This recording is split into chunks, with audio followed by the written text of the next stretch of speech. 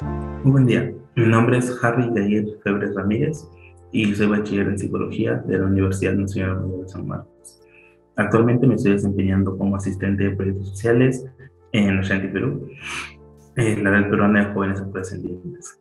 Esta es una organización no gubernamental sin fines de lucro que desde el año 2004 se enfoca en las juventudes afroperuanas en situación de vulnerabilidad y además de vulnerabilidad también la exclusión, aportando también al desarrollo de la identidad, a conocer más sobre la historia cultural del pueblo peruano, la defensa de sus derechos humanos y la participación política o incidencia política intercultural. No solamente en espacios de diálogo, que es algo que ya se ha estado venido haciendo, sino también busca tener un espacio en lugares de toma de decisiones, ¿no? Esto con la finalidad de poder fortalecer una sociedad democrática e inclusiva. Actualmente Ashanti Perú está manejando distintos proyectos que están relacionados a múltiples programas.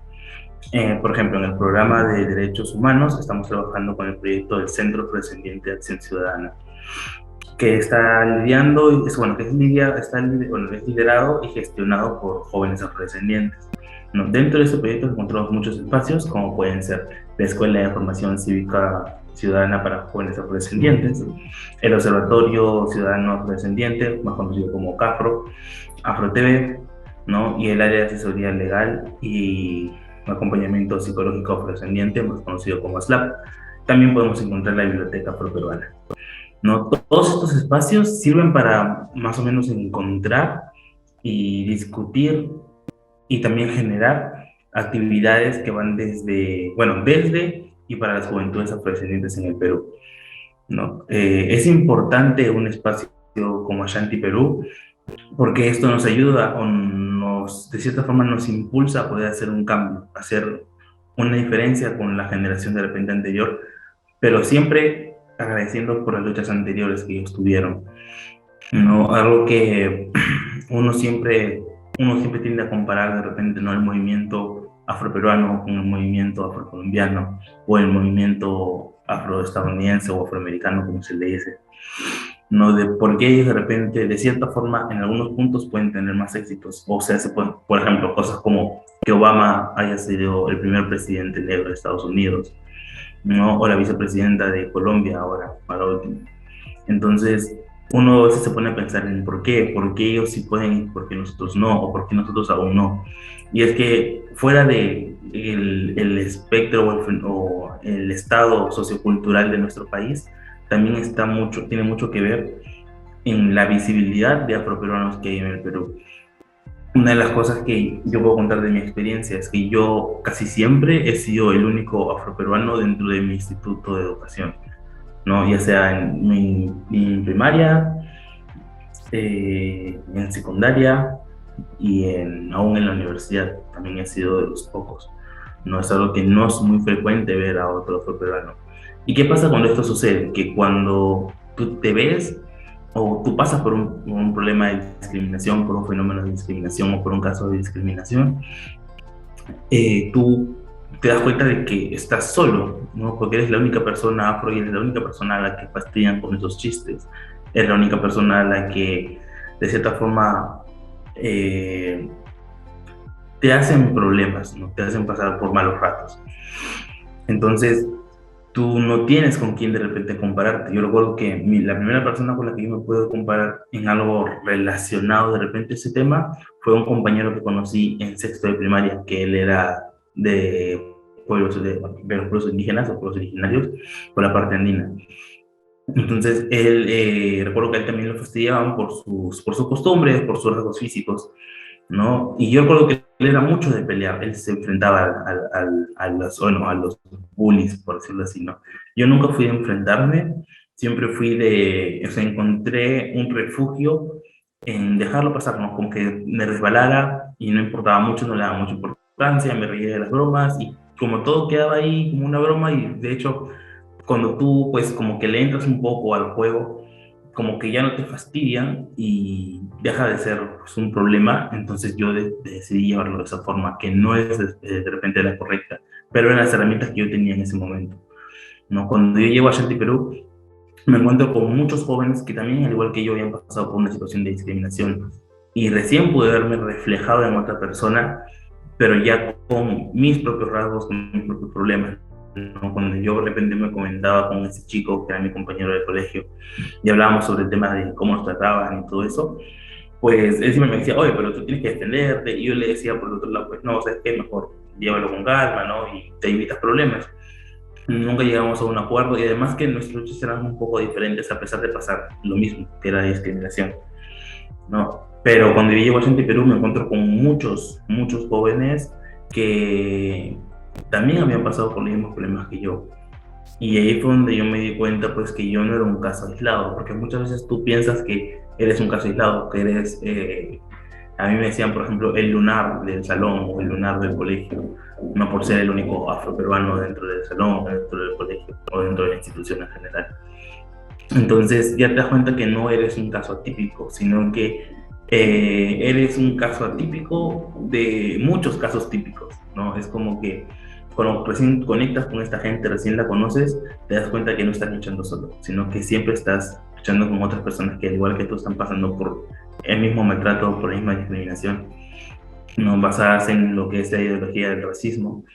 Entonces, cuando tú te encuentras con ellos y llegas a conectar con ellos, pues, o al menos en mi caso a mí me pasó, ¿no? Que yo me di cuenta que no estaba solo y que yo podía enfrentarme a la adversidad, que no, pero ya no solo, sino con alguien. Ya no era una cosa de discutir, sino buscar la forma de hacerlo juntos, ¿no? Y eso creo que es lo importante que tiene Ashanti, ¿no? Porque nos impulsa a hacer el cambio, nos junta a todos para que dentro de todos, pues, podamos ver que la situación no es normal, que no es un problema de uno, sino es un problema de la sociedad. Y que nosotros como generación podemos hacer algo, ¿no? Gracias a las luchas pasadas que tuvieron las generaciones anteriores, ahora todo está mejor, ¿no? Yo puedo decir que ahora, pues, ya terminé una carrera universitaria que de repente, hace unos 30, 40 años antes, no era tan común, ¿no? Y conocí mucha gente, perdón, mucha gente afro, mucha gente afroperuana que, al igual que yo, también ha terminado una carrera o está terminando una carrera, o está estudiando una carrera, algo que de repente, como dije, 30, 40 años atrás, no era tan común ver mucha gente afro estudiando una carrera, ¿no? Ya sea pues por distintas formas o distintas problemáticas que puede tener la población en general, que ya se va a hablar más adelante, ¿no? Y pues junto con esto, una de las campañas que se viene realizando es la campaña Afro Presentes 2022, que tiene como objetivo sensibilizar e informar sobre el enfoque intercultural y la agenda afroperuana en el marco de las elecciones regionales y municipales de 2022. ¿No? Esto sería a través, por un lado, de talleres, que ya sean presenciales o virtuales, han sido creados y desarrollados por nuestros especialistas que tenemos y va dirigido hacia los candidatos, las candidatas para la alcaldía y bueno, o también para regidores o regidoras y los militantes pues de cada uno de los partidos. No, la idea es que estos talleres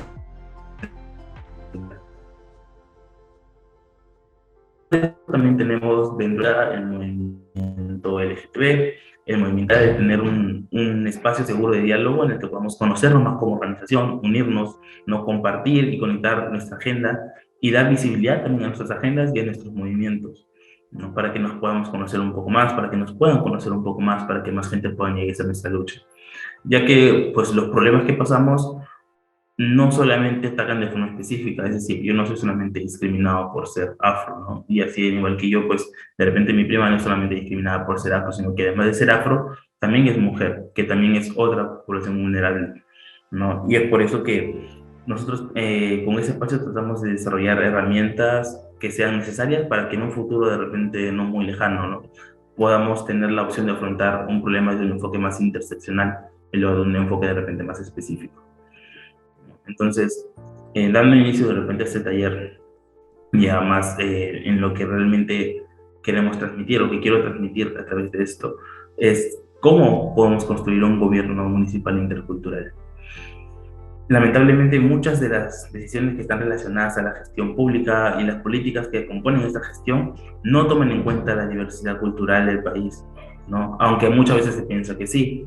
¿no? Por ejemplo, cuando yo estaba estudiando un curso de psicología social, eh, una de las cosas que nos dejó claro el profesor es que nosotros al momento de crear un árbol de problemas o querer crear un proyecto o un taller para una población específica, lo ideal es preguntarles a ellos, o sea, si bien sí tenemos datos, tenemos estadísticas que nos ayudan a más o menos entender cómo está la población, hacemos un diagnóstico situacional y todo, pues también hay que preguntar a la gente a la que se le va a hacer el taller, porque muchas veces nuestro trabajo como nuestro diagnóstico situacional, si bien está bien hecho, desde la perspectiva del público o bueno, desde la perspectiva del beneficiario del taller o del proyecto, ese diagnóstico no sirve porque ellos ven como su problemática distinta, ¿no?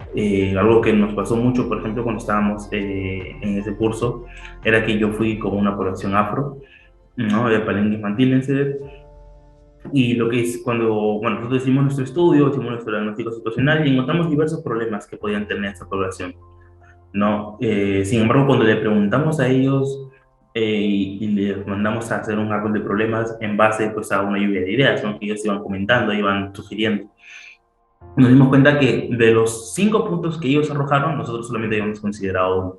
Los otros 4 no los habíamos considerado como posibilidad porque asumimos que no era un problema. Y ese es el tema de esto, ¿no? Que muchas veces se asume en lugar de preguntar. No, prueba de esto pues es que después de años de lucha, recién en el 2017 se incluyó la pregunta de autoidentificación étnico-cultural dentro del censo, ¿no? Y esto que ni siquiera se hizo correctamente, ¿no? Se demostró que en muchos casos, en lugar de preguntarle a la persona cómo se identificaba, simplemente se asumía y se marcaba por ello, ¿no? Y pues aún así fue una gran ayuda, es un gran apoyo porque mal o bien sí nos ayudaba más o menos tener un control, tener una idea aproximada de cuántos somos, dónde estamos. Sin embargo, no fue la manera correcta, ¿no? Sí, esto nos permite conocer mejor a la población afrodescendiente en el país, ¿no? Todas esas preguntas, ¿no? ¿Cuántos somos? ¿Dónde estamos? ¿Estudiamos? ¿Estudian? ¿Qué trabajos tienen? ¿No? ¿Tienen casa propia? Y de repente una de las preguntas que actualmente sería importante mencionar es, ¿tienen los afrodescendientes acceso a Internet o la mayoría de afrodescendientes acceso a Internet? No, porque por la coyuntura actual, luego del COVID-19, el Internet ha pasado de ser pues, un lujo, por decirlo así, a ser una necesidad para la educación, una necesidad para el trabajo, aún hasta, bueno, y para el ocio, ¿no? Y pues para el 2017, aproximadamente por los resultados del censo, la población de Perú que se identifica como afrodescendiente es de aproximadamente 829.000, 828.000 personas. Y en Lima son cerca de 220.000 personas. No, esto pues es aproximadamente como un 3 o 4% de los peruanos. Entonces, esto va acorde a mi vivencia, ¿no? Porque como les mencioné anteriormente, yo usualmente era el único afro dentro de mi centro de estudios, ¿no? De hecho, solamente en la universidad fue donde nos juntamos de repente un poco más en mi facultad, que ya no solamente estaba yo, sino que para mi tercer año de carrera éramos tres, que estábamos, tres afroperuanos estudiando en la Facultad de Psicología. No, entonces es importante considerar porque aunque uno piense, pues no, sí, pues son 3 o 4%, no suena mucho, pero cuando uno lo pone en la cantidad de gente que es, no, sí es un número a tomar en cuenta, ¿no? Desde nuestra campaña consideramos importante que los partidos conozcan nuestra problemática, sobre todo lo que es realmente un enfoque intercultural. Este enfoque en los gobiernos municipales pues implica reducir brechas sociales, promover el diálogo y generar políticas, programas y servicios que garanticen que los derechos de las poblaciones vulneradas sean cumplidos, ¿no? Y para asegurarnos de que eso se encuentre en los planes de gobiernos municipales, estamos considerando 4 ejes, ¿no? El primero es fortalecer la capacidad de gestión intercultural del Estado, reconocer positivamente la diversidad cultural y lingüística, eliminar la discriminación étnico-racial, y incluir o la inclusión social de los pueblos originarios y la población afroperuana. ¿no? Para incorporar este enfoque intercultural en las políticas públicas, es fundamental realizar un trabajo de diagnóstico que implica, que implica tanto aspectos institucionales como socioculturales, ¿no? Desde el primer aspecto tenemos la capacidad institucional, ¿no? Y por eso, para eso podemos utilizar preguntas como, por ejemplo, ¿la municipalidad cuenta con una política de derechos a la igualdad? ¿La dimensión de interculturalidad aparece en algún plan estratégico u operativo? La municipalidad ha contado con programas de capacitación que incluyen la información y sensibilización del enfoque intercultural. Por ejemplo, podrían utilizar talleres como este, ¿no? Para facilitar la información, ¿no? Se cuenta con información estadística sobre quiénes son los beneficiarios de los servicios estatales, considerando la autoidentificación étnico-cultural. La municipalidad cuenta con políticas u ordenanzas contra el racismo y la discriminación. No, pues son preguntas que las dejo al aire para que ustedes la puedan responder en su mente, ¿no? Y desde el segundo aspecto, pues tenemos el diagnóstico sociocultural y para eso tenemos preguntas como, por ejemplo, ¿cuáles son las características étnicas y culturales de la población de la localidad o zona a la que van a postular o a la que están postulando, ¿no? ¿Qué modelos, sistemas culturales y recursos se tienen para atender esas necesidades? ¿No? De repente en temas de salud, en temas de educación, en temas de justicia, en temas de producción, en temas de empleo, en temas de seguridad, en temas de comunicación, etcétera, ¿no? ¿Cuál es la organización representativa del pueblo peruano en su zona o distrito? ¿Existe alguna una organización que sea representativa? ¿No? Y si existe, pues ¿dónde está? ¿No? ¿Cuál es? ¿No? ¿Cuántos son los pueblos afroperuanos que existen y dónde están ubicados?